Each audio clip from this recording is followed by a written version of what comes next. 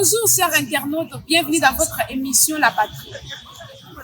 Aujourd'hui, nous allons parler des partis politiques à RDC. Respectent-ils les règles de la démocratie? Nous avons reçu pour vous M. Eli Otenga, analyste politique, à qui je dis bonjour madame, merci. Vous allez bien? Oui, ça va, ça marche. Monsieur Otenga, aujourd'hui dans notre pays, il y a à peu près 900 partis politiques. Alors, les dix partis politiques respectent-ils les règles de la démocratie? Merci beaucoup pour cette question pertinente.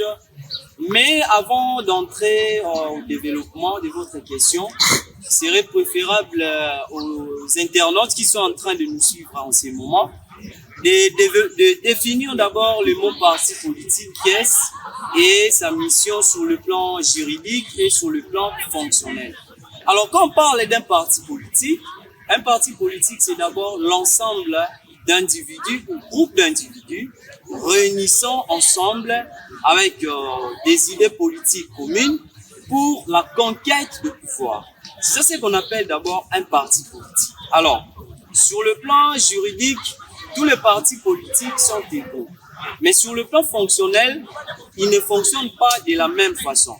Alors, pour rapidement répondre à votre question, je dirais oui et non.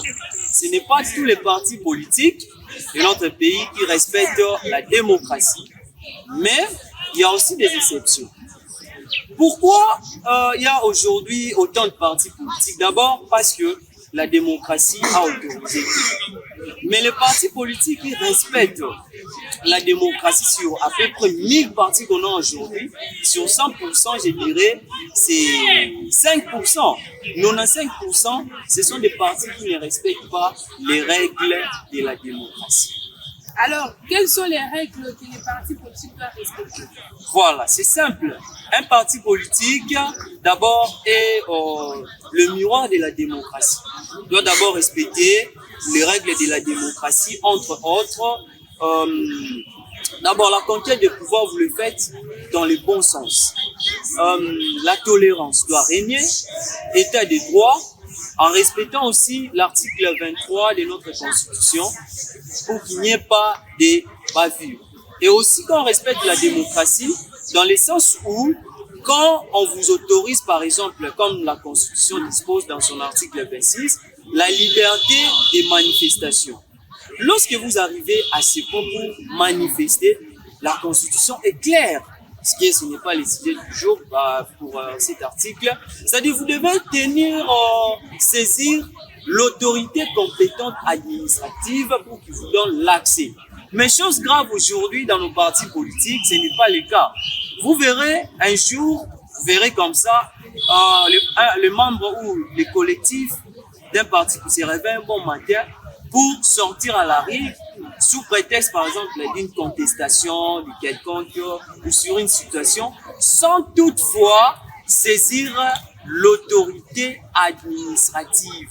C'est là où on déplore que dans notre pays, la plupart des partis politiques ne respectent pas les règles de la démocratie.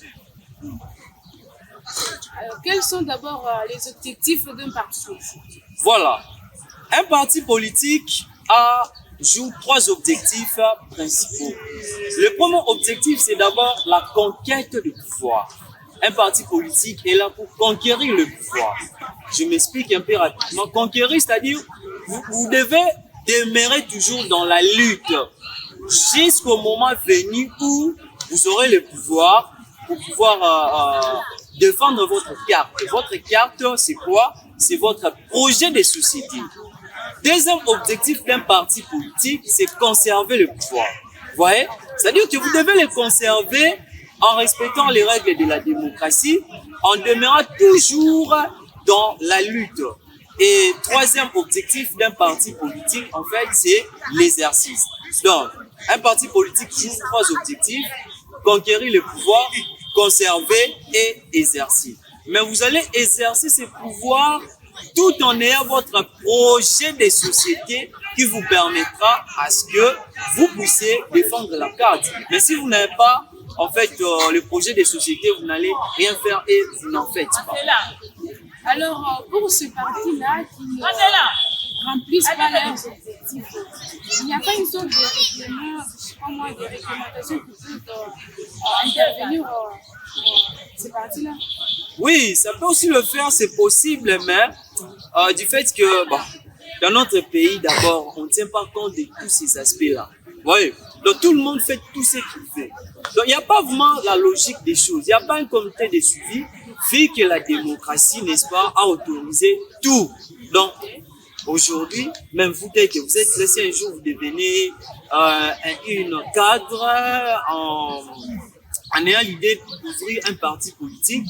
Il suffit seulement qu'on vous donne l'agrément, voilà, sur le plan juridique au niveau du ministère de l'Intérieur. C'est fini, il n'y aura même pas de suivi.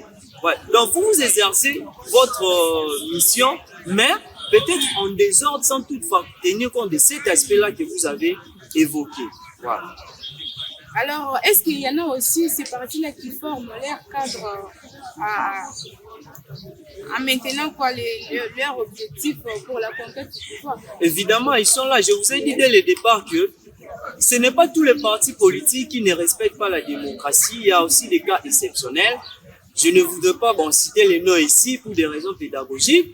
Moi, je faisais partie d'un parti politique exemplaire, modèle. Et il s'agit de l'envol des députés honoraires d'Élysée Sanga. Au sein de ces partis, j'ai beaucoup appris. Donc c'est un parti qui respecte d'abord les règles de la démocratie, qui prône des valeurs. Au grand jamais, vous attendrez qu'Envol est sorti à la rue pour contester sur une situation violemment. Non, c'est un parti politique qui respecte les règles de la démocratie. Ils sont peu, ils ne sont pas vraiment nombreux, les cas exceptionnels, comme je vous ai dit, sur 100%. Il n'y a que 5% qui respectent les règles de la démocratie. Voilà. Alors, comme vous l'avez dit dans votre parti, vous avez respecté les règles de la démocratie. Est-ce que vous avez aussi formé des cadres jusqu'à les amener à la conquête du pouvoir? Donc, on a appris ça en GD dans les cours des sciences politiques. C'est-à-dire quoi? Les recrutements s'effectuent au sein de l'université. Vous recrutez des personnes de bonne moralité qui font preuve d'une bonne probité morale. Et lorsqu'ils arrivent, l'autorité morale doit d'abord avoir un sens de réflexion inébranlable, des qualités pour former ces cadres, pour les orienter, pour les socialiser, voyez, afin que lorsqu'ils vont arriver au pouvoir, de défendre la carte et de se comporter aussi différemment et autrement. Dans les partis politiques, en bref, c'est toute une école. Tous ces politiques que vous voyez proviennent de leurs partis politiques confondus. Donc, il faut ici que les partis politiques fassent quoi? Redresse, prendre des valeurs. Mais ce n'est pas le cas aujourd'hui dans notre pays. Vous verrez un parti. D'abord, la plupart des partis politiques oublient d'abord l'objectif principal, leur mission. La mission n'est pas la conquête. Chose étonnante, Madame Mercidi, vous verrez un parti politique fonctionne dans un autre parti politique. Et où ils oublient carrément leur objectif, son objectif principal qui est la conquête du pouvoir. Tout ça, ils tiennent compte de quoi? De la situation politique de notre pays. Assoiffé de pouvoir. On veut avoir le pouvoir maintenant et tout de suite.